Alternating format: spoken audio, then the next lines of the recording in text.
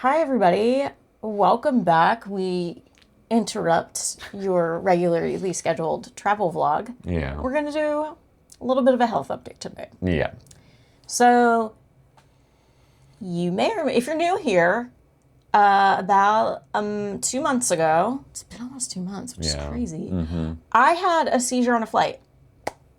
For the full story, if you haven't seen it, go back and watch that video. Yeah.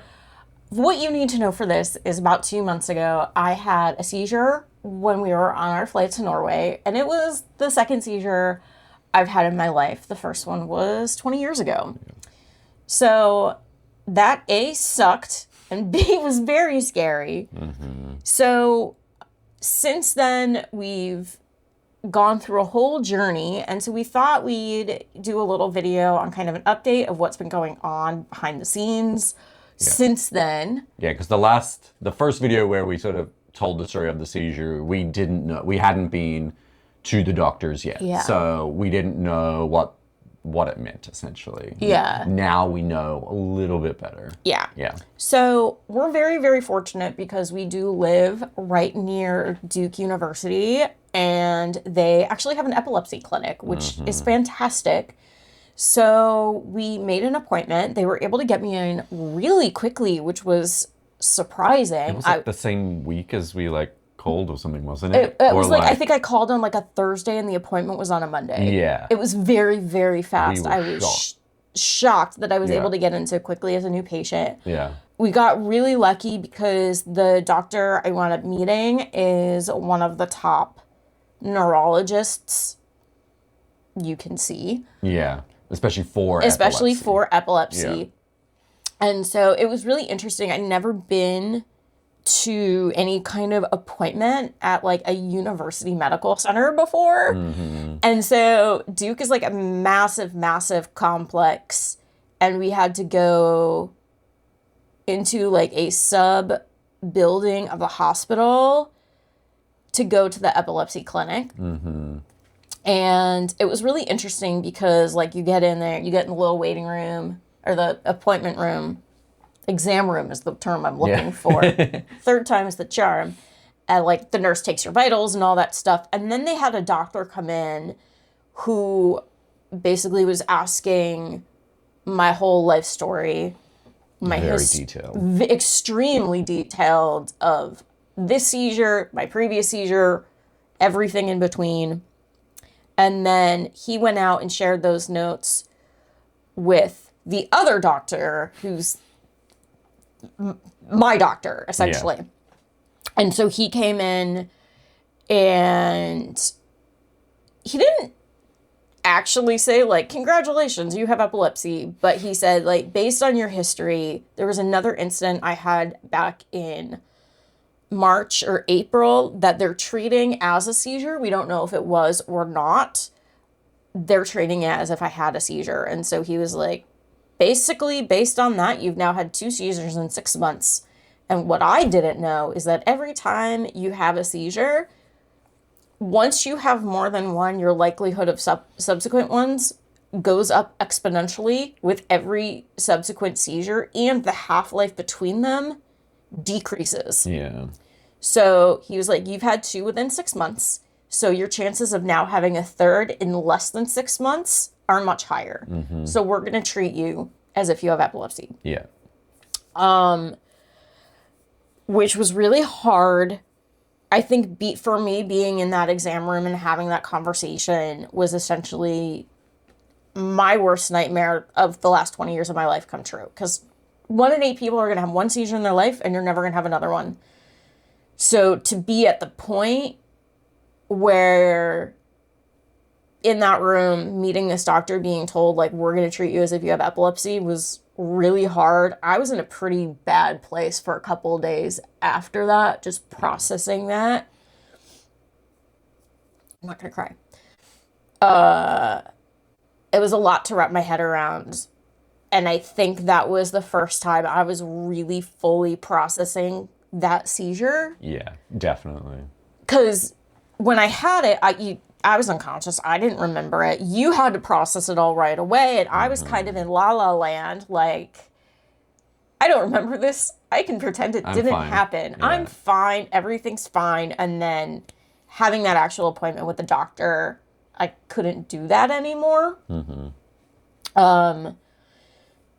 So that was really hard. Yeah, it was interesting. Just go off what you were saying, how like, yeah, I processed this right away. Like when you had your seizure, because I was there, I witnessed it. So I was kind of, by the time we had got the diagnosis and been to the doctor, I was at the point now where I was feeling good, because I was like, oh, you're getting treated now. We're going to get some answers. We're going to get, we're going to do these tests. You're going to get medication. And I was like, oh, I feel much better after this visit. And you were like the complete opposite. And it was really strange, because we were at such different levels of how we had processed this situation. Yeah. And like, but I think we both understood that, and we're kind of like, I know why you're not as sad as me. And I was like, I know why you're sadder than I am. Yeah. But it was just a real interesting situation, because there's not many things where you go through such trauma, but one person doesn't remember. Like, we were both in this situation together. And processed it very differently. Yeah, and we had such different experiences from it that it made, then we're kind of out of sync in how we're like processing the whole situation, right? Yeah. And I think also that conversation with the doctor, you're like, great, she's going to get treatment, she's going to be on medication. That brings your anxiety down. Yeah. Whereas I'm kind of having the process of, oh, I have this disability now. Right. Which is very different. Because, okay, so I was told I can't drive for 6 months from the time of the seizure, which Grant does 99% of the driving anyways. We only have one car, but it's still a limitation. Right. And so there's that. I started over the summer horseback riding for exercise, for mental health. They're like, we don't want you doing that until you're fully ramped on medication. So that sucked, because it was like, okay, I want to go do something good for myself, and this thing that I really want to do that would help make me feel better, I can't do. So that sucks. So what came out of that conversation was they're going to try me on some medication. And the doctor was like, if I had to take medication, like, this is what I would want to take. It's really is good for a lot of people. You do have to do a very slow ramp of it, because you can have a really bad reaction to it if you ramp too quickly. And I want you to get an MRI and do a 48-hour ambulatory EEG. If you don't know what that is, it's where they stick a bunch of electrodes on your head, and they wrap your head and all the wires in gauze, and it goes down to like a little Walkman backpack thing. Just aged myself there. And it records your brain activity for 48 hours. So if you are having other seizures that maybe aren't detected, it gives them a little more to go on in conjunction with the MRI. So I've had the MRI. It was with contrast. And this was really weird. And I feel like I don't think I'm following this up with what you think I'm going to. Okay. So we had to go a couple towns over to the MRI clinic. And I will say, every single person we have talked to throughout this experience, shout out to Duke Health, everybody's been amazing. They've been, every single person I have talked to, receptionist, nurse, clinician, whatever, everybody has been so nice, which has helped a lot. Yeah. So we went to this MRI clinic, and they had to put a port in my arm, because they were going to do what's called contrast. They do half the MRI without contrast, and then midway through the MRI, they inject this dye essentially into your system, and it just helps the images process differently so that they can really have a good look at your brain. So had to get a port installed, which I never had that before. That was a fun new experience. And then the MRI machine. This is so weird. I've never seen anything like this because I've had MRIs before. I was in a truck out back, like in the parking lot behind the building. The MRI machine was in a truck. It was very strange.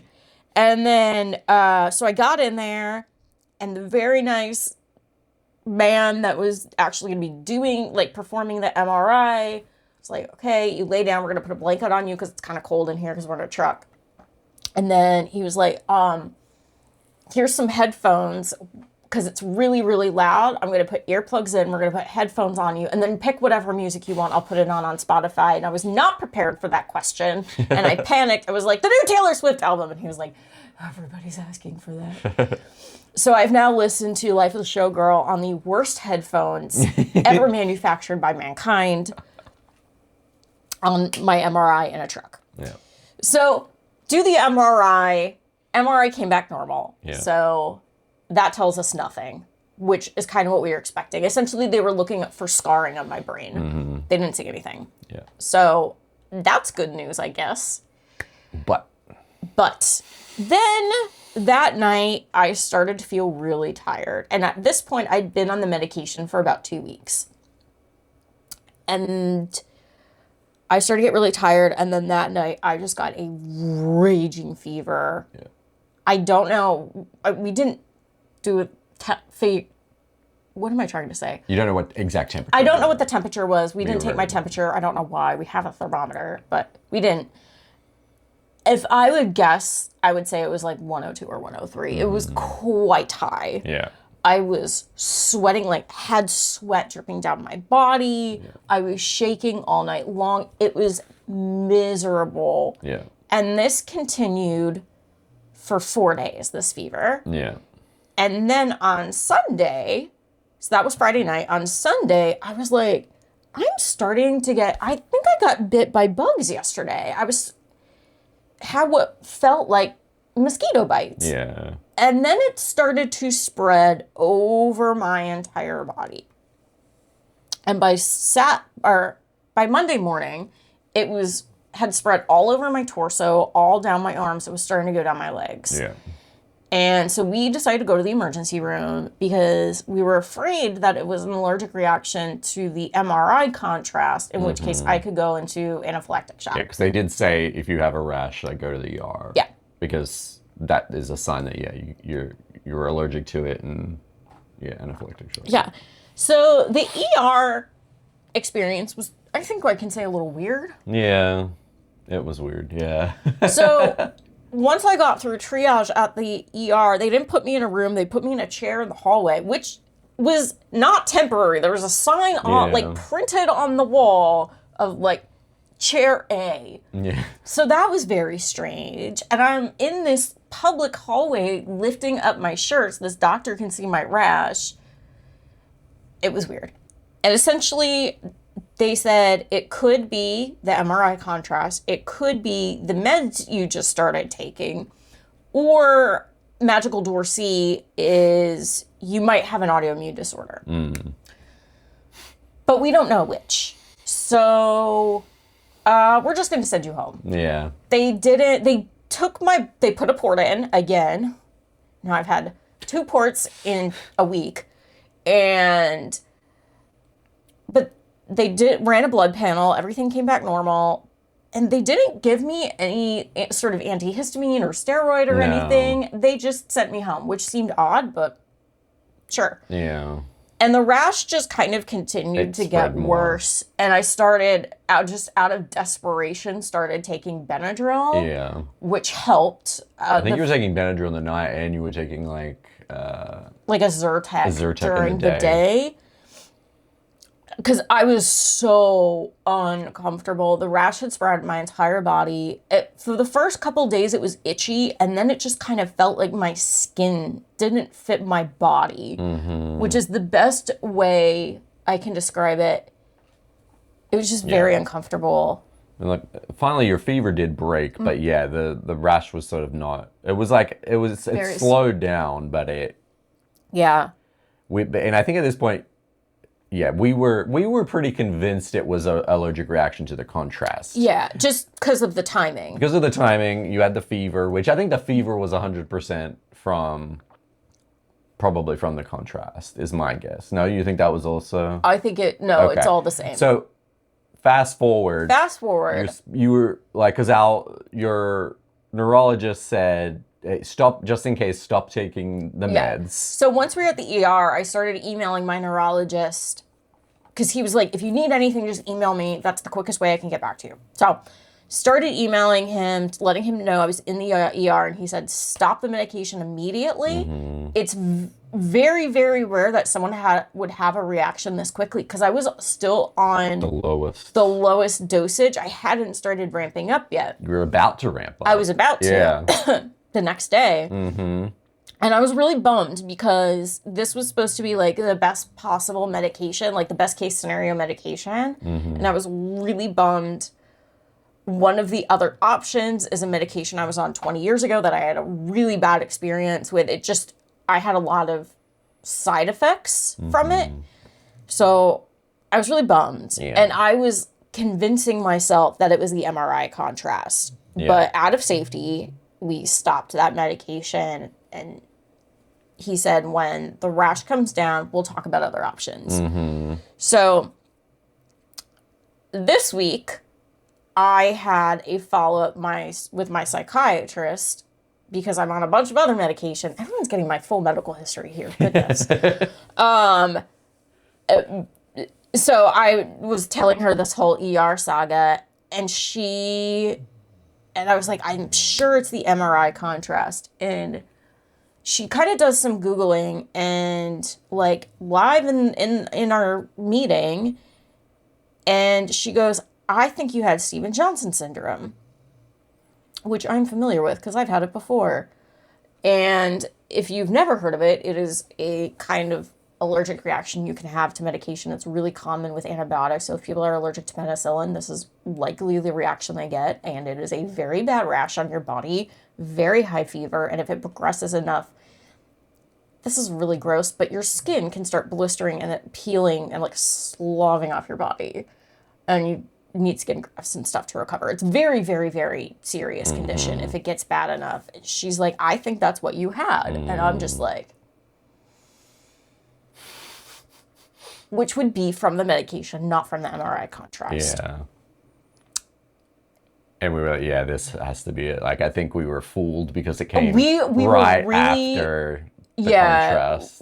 I think we just really wanted to believe it was the contrast. I think it was also just really unlucky because the main side effect of being allergic to contrast was breaking out in a rash. So, like, the fact that both of these things, your new medication and the contrast reaction, had essentially the same first symptom. Yeah. It made it really hard. So we were, hoping it was the contrast. We were really, really, and she said it, and I think I'd been in denial. Yeah. And I've been seeing her for a really long time. I really, really trust her. And it just made me go, yeah, you're right. I think you're right. Because I'd had this before. I think I knew it was the same thing, and I didn't want to believe it. So then emailed the neurologist again and was like, so my rash is gone. Because I emailed him earlier in the week and was like, my rash is going away. I want to try the meds again. Mm-hmm. And he told me, no, we're not letting you do that because that's dangerous. Here's 2 other medications you can try. And I emailed him back. I was like, yeah, you're right. Let's try plan B. Yeah. So now I'm on a new round of medication. Yeah. You've just started, but thankfully this one doesn't ramp as long. Yeah. So I think we'll have a better understanding if it like works at least, or at least you don't have a negative side effect to it. We won't really know if any of these medications work unless like another seizure happens, right? Yeah. At the very least, not having a life-threatening reaction to the medication, right? Yeah, and it's just like, just every step of this process has been so much harder than it's needed to be. I think I from sort of hearing other people's stories about sort of epilepsy, I think the beginning is a lot like this a lot of the time because it's like the medication I think is so tricky. It's very tricky, and even if it works, like the other side effects can be so tough. That, yeah, you have to, what the trade-off, you know, is it worth like having those side effects? And yeah. Yeah, so that's where we're at. So I have epilepsy. Hooray. We're on round B of medication, so hopefully that doesn't try to kill me. My EEG is next month. Yeah. And the thing I've kind of been trying to remind Grant is we might not have any answers. We might not know a why. Yeah. We might not know, and that's really common in this. Yeah. There's just so many unknowns still with epilepsy. The brain is a weird thing. Yeah. So we just have to do our best to manage it and hope. yeah. Yeah. I think you're, at least for now, you're lucky where you don't have the type of epilepsy that you get like a lot of auras and like episodes, right? It seems to be like, at least so far. So I think we're lucky that it's not like, some people have it very seriously where they get like constant seizures. This is about, I think, as mild as it can be. Yeah. I know there are people that will have hundreds of seizures a day. Mm-hmm. So that's kind of the update. And we've been trying to do it like we're trying to make sure you get more sleep than you normally do, mm-hmm. and like now that we know this, where we can take more sort of precautions and like, Marissa also did get some medication to take while we travel too, so we won't be stopping travel. Like we can still travel, and to help me sleep on the plane. Yeah. Because he said that can be a stressor. Yeah. I think he said it also blocks whatever one he gives you to. It like blocks whatever can trigger, mm-hmm. which is good. So at least for my sake, it gives me a little bit more peace of mind too. Yeah, you might need it too, just to help with anxiety. just take a little bit, to. But no. So that's the update. We just wanted to give. Yeah. Like just. You know, because last time we did a video, it was very like we had no idea what was very coming, fresh. So, yeah, we didn't know what was happening. But I think that's it, right? Like I don't think I think we covered sort of everything we know right now. Yep. Who knows what the future will hold? Hopefully, fingers crossed. It works, and we don't have anything again, and we just manage it. Yep. Right? Yep. And the meds work, and I don't have seizures going forward, and we can get more or less back to normal. Yeah. Whatever this new normal is. Yeah. Yep. Awesome. Yeah. Well, thanks so much for watching. Yeah. This is the update. Yeah. We'll have much more fun, happy videos in the future. Yeah. We've still got a couple more from Norway, and then we'll have a new exciting news series after that. So, all right. We'll see you next time. Bye. Bye.